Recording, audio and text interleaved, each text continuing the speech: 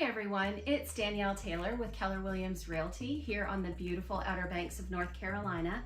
And today I'm here to talk to you a little bit about winning in multiples.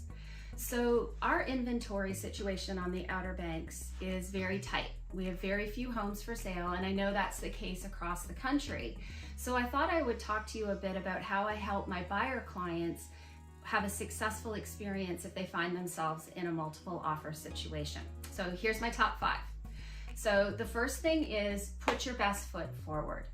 That saying, you never get a second chance to make a first impression, is exactly what a multiple offer situation can be like. So when you go in, do not assume you're going to get another chance to come up to a different best and final offer. Come in with the best price that you can, that you're most comfortable with, that will show your commitment and put together an overall strong offer. And we'll talk about some of those other components as we go through this. The second thing is have your financing in place. So if you're a cash buyer, just make sure that you have your proof of funds available so that you can submit it to show that. If you're planning on getting a loan, make sure that you have chosen your lender and that you have a pre-qualification letter ready to go. The other really important thing is to have a conversation with that lender up front to know what the timing is to get your loan closed. This is going to give you the best information to talk about timing when you're putting together your offer, and I'll bring that up again in a minute. The third thing is strong due diligence. So just a quick reminder, in North Carolina, the due diligence fee can be negotiated between buyer and seller. That money is due and payable upon acceptance of contract. It's made payable to the seller, and it is non-refundable should the buyer choose to cancel the contract at any time. The buyer does get credit for it at closing, but that money is essentially hard from the moment that the property contract is accepted.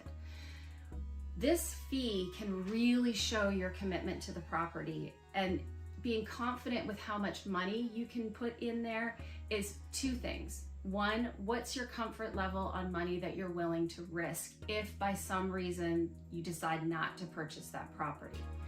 Getting that number in mind really comes down to understanding the condition of the property when you're looking at it and what our common home inspection items are on the Outer Banks.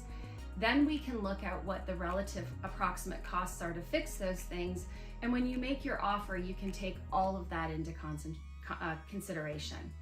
This is what I do for my buyer clients when we're looking. We really look at all of these factors, and I help you formulate that number.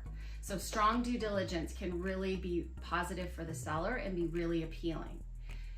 The fourth thing is timing is everything. So a few minutes ago, we talked a little bit about knowing how long your lender is going to take to close your loan. And the second thing is what I do for my clients is understand my inspector's timeframes. So if we know that we can get an inspector in to do the home inspection within a couple of weeks, that gives us the opportunity to work on tightening that due diligence timeframe.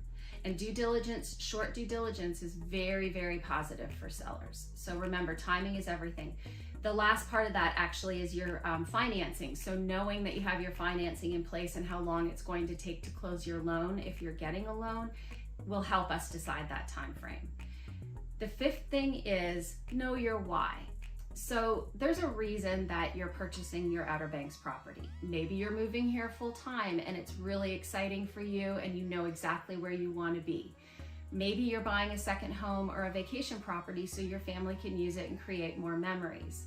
Or maybe it's an investment and your why comes down to what the return on that investment is. Regardless of what it is, know your why, because when things get stressful or when you're trying to figure out how strong to get in your offer, going back to that why will help you get to that number. The bottom line is don't be afraid of multiple offers. Whether you're one offer or one of 20 offers, it should not change your game plan. If we've gone through steps 1 to 5 together and created a solid game plan for you that you're comfortable with, we stick to our game plan and we let the chips fall where they may. Ultimately, the whole idea of buying the property here is supposed to be a positive experience. So while I can't guarantee you it can't get a little bit stressful in multiple offer times, overall it's supposed to be positive, and our game plan will help make sure it is. Thanks very much, and we'll talk to you soon.